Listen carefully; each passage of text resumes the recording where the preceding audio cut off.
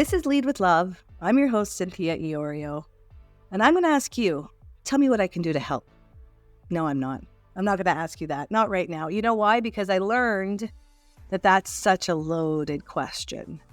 It's a loaded question for so many reasons, and yet I'm a human being and I completely understand the instinct and the impulse to want to say it.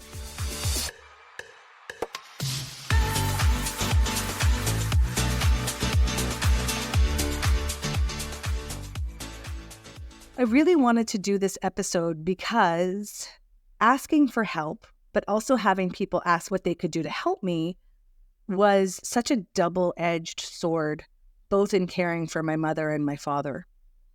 I learned a lot in caring for my mom that allowed me to tackle the situation with my father 8 years later very differently.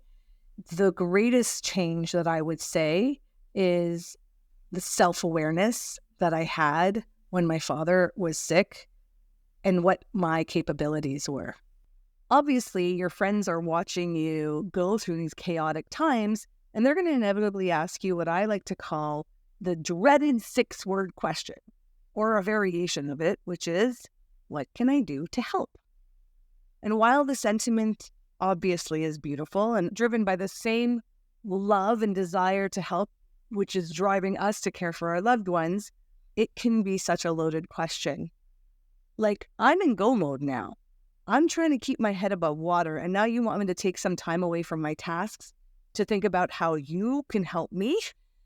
I mean, I get it and I understand. And quite honestly, when people come to me today and they tell me about their caregiving experiences, I have the same instinct to want to say, what can I do to help? It's a natural reaction, but it can be overwhelming for us caregivers.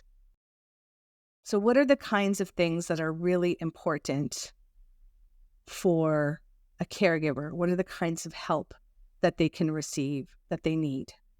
I asked Katrina Prescott, who you met in an earlier episode, what she thought about that. What's the one thing that you think caregivers are in most need of right now? Respite. 100% respite. I always say this, mental health support and self-care. Well, how am I going to do any of that if someone doesn't come and sit here for 4 hours so I can do it? Adequate, effective respite is number one, because also if we are adding in more things, that's more work for the caregiver. So you need to allow caregiver to have a break, right? Settle in. Going to a support group is great and it's work. Going to counseling is so great and effective. And I do it and I've done it for 20 some odd years. I'm not saying no to that. However, sometimes that can also create more work. Sometimes it can't. So a break, just starting with having some space between the caree and the caregiver. That really needs to happen, because I've gone to many counseling sessions or support groups when I haven't had that space. And what ends up happening for me is I end up doing a lot of complaining, or I did a lot of complaining, and then the counselor just tries to fix it. I don't need advice. I just need to vent. There's something off there. That's why I feel like this space, if there's some space between that, or space there before stepping in and having some rest and respite, those supports can be more effective for the caregiver. So I always say number one is respite, 100%. When my mom was sick and I was actively caregiving for her, I had a friend of mine who would cook me dinner every Friday night. And I would go, they would cook me dinner, we'd drink some wine, and we wouldn't talk about it. I'd get 5 minutes to talk about it, but the rest of the time it was current events, just catching up. And that was my chance to breathe and then hit the day the next day and be ready to jump back into it. 3-4 hours was beautiful. It's the best. I had that with one of my best friends on a Thursday night. I had a 4-hour respite from 5 to 9. Flies by. You travel time, the whole thing, right? So for going out, ready right away, like she's at the door or whatever. She was always ready to go. It's so important. And it was the same for us. If I needed to talk about it, she'd give me that space. She also would sleep here sometimes so I could sleep. She would sometimes sleep over a night or two so I could sleep. I mean, that friend was really next level. I think about it, it still just fills my heart with gratitude. Just So incredible to have someone caring for you while you're caring for someone else. 100%. And she would care for my mom. I mean, people always said, "Oh, how can I support you?" That question creates work for me. Send me a DoorDash if you don't live in the city, or what I eat, cook it, or come vacuum, or I hate doing laundry. Just, everyone knows these things about me. Or come take my mom for a drive for 2 hours, or whatever. Take her for a walk, that kind of stuff. But really, we're putting so much on the caregiver. Take care of yourself. I never intended to not take care of myself. This has to be a shift in thinking, right? And again, the way through this is respite. And it's a combo of things. It's from the system and friends and family if they can as well. Because there's no limit to how much respite can be received. But not all help is just respite. Help can also come in the form of services. When I was speaking with Sabrina proper, I asked her what kind of services are offered to parents that she deals with of children who are newly diagnosed with autism. It's very different. It's very independent because, I don't really, my frame is that we support the caregiver. So whatever that looks like. So I have families that come in and they need to apply for funding. And that is something that they're very anxious about. Maybe their child was just recently diagnosed. The paperwork is overwhelming for them. And, so one of our primary goals will just be to get through all of that and make sure they're now going to sit on wait lists, but at least it's done. Some families come in and again, maybe they just have a new diagnosis and they're just going through the grief and kind of the acceptance of when your child is first diagnosed with autism, especially if they're a young child. So sometimes the goal is around counseling and just helping them move forward from some of those really challenging emotions that they're dealing with. Sometimes it is about resources. Sometimes I have families that are I have a teenage kid and they're having a difficult time finding peers and really struggling socially and need resources. And I'm helping to navigate that with them and set them up for help find appropriate things. So really it's so dependent on really what the family is looking for. I mean, I find that a lot of the families that come to us are in some area of transition. Like I always say, when your kids go through transition, it's hard enough, right? When they're first born and then when they start school and then they switch to high school and whatnot. As parents, we always are a little anxious about that. But when your child has a disability, it's even more so. Those areas are so highlighted. And so those are the families that I usually find on my caseload that are dealing with one or more of those transitions. Not everybody takes on the role of caregiver by choice.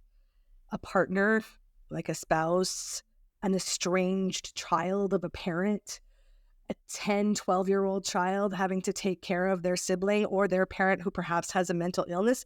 These are all situations where I would say have the opportunity for people to be kind of thrown in and they have no choice.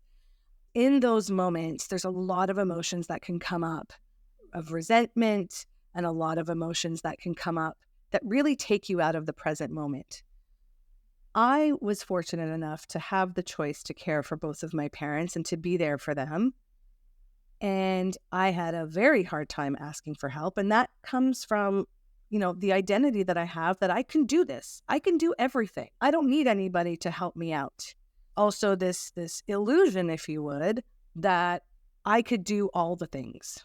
And that it wasn't going to be hard. I mean, we talked about denial in a previous episode. So here you go. It's I can take this on. I can do that. Asking for help was really not one of my instincts.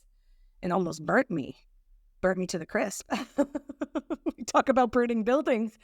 This one almost burnt me to the crisp. And it's because we are only capable of so much as human beings. Caring for another person while trying to maintain some semblance of normalcy in your own life demands or have huge demands in your life. And you just kind of get in this mode, this autopilot mode, even when you're doing the caregiving, that you have this routine. So when people come to you, and this is what happened with my mom, when people would come to me and say, well, tell me what I could do to help, I was so caught up by all the things that I had to do and all the things that I was juggling, that this was just now a new task that I had to be responsible for. And it just drained me. And so what was my inevitable answer? No, I'm okay. No, thank you. I appreciate it. Thank you. Okay, I'll let you know. And then inevitably I wouldn't let the person know, because again, it wasn't the other thing that I had to think about. But the whole point I'm trying to make is that I needed to be aware and again, present in the moment to say, okay, this is what's on my plate. This is what I can do. But I was, again, so diluted in thinking I could do all the things that I didn't know what to ask for. And one of my favorite lines that was asked to me, and I ask this of a lot of people nowadays, it was from my financial advisor who knew I was going through this chaotic situation. And she sent me a message and she said, I'm really sorry you're going through this. I have a question. What is your receiving muscle like? And I knew exactly what she was saying to me, because this woman is salt of the earth and she's just a gem. And I knew she was asking me, what is my ability to receive something from someone? And because I had been exercising that muscle, just like I exercise other muscles, I knew that I could receive. And so I said, yeah, good. What do you want to offer? She said, I'm going to send you meals to the hospital. I'm going to Uber eat some meals to the hospital. And it was just this awesome, beautiful thing. And so I got this really healthy salad, this large salad. I didn't have to eat hospital cafeteria food, which made me feel really good. We won't talk about the 6 cookies for dessert that she gave me afterwards. I'm a self-proclaimed, like I said, people pleaser. It's hard for me to ask for help. It's been very difficult for me. It means that I have to be vulnerable, and it means that I have to let people come in and be there for me. It's just not something that's ever really come naturally to me. So with my dad, I had learned so much from the experience with my mom. I knew, okay, I'm not going to take everything on. And so I very quickly reached out to the family and said, these are the things that we're going to need to do. These are the things that we're going to need to handle. And I need help with this. And I kind of task managed and project managed my family and gave them bite-sized, digestible things to take care of, because it would have been just too much for me. And I knew that I had to be at the hospital with him. And I feel very fortunate that they stepped up. But it was the lesson that I had learned from my mom, because I had taken on too much with my mom.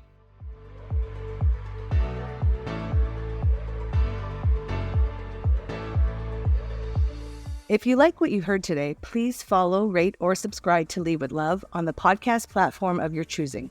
Be sure to check Lead with Love out on Patreon, where you can subscribe for exclusive access to extended interviews and behind-the-scenes content.